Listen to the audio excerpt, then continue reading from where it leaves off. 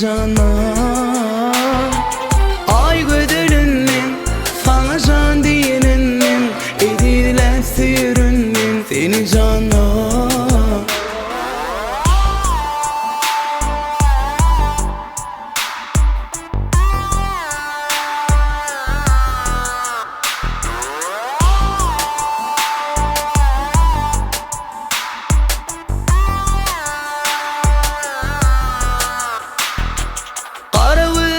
Kara kaşlı yara, ey zülfitara, beni hayrana. Geli dedim baralı karara, koyma dara, ben divana. Gözlerim Allah seni, aşkın bağladı beni, yürekten süyen seni ya.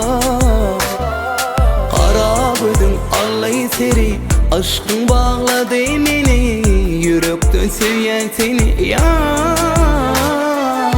Ay gödülünün sana can diyenim, ediler seyirün seni canan.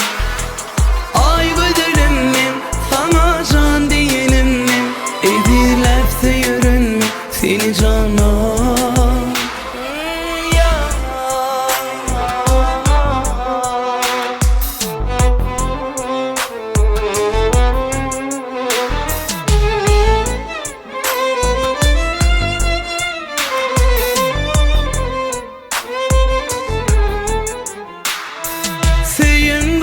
Söz veryenle sana, o da denin bana, bağıtlı olmana.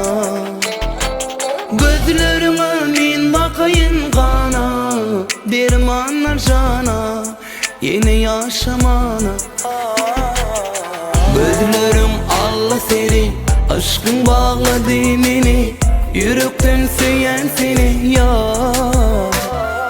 Kara bıdım Allah'ı seni, aşkın bağladı beni, yürekten süyen seni yar. Ay gödülünün sana can diyenim, ediler seyirün seni canan. Ay gödülünün sana can diyenim, ediler seyirün seni canan.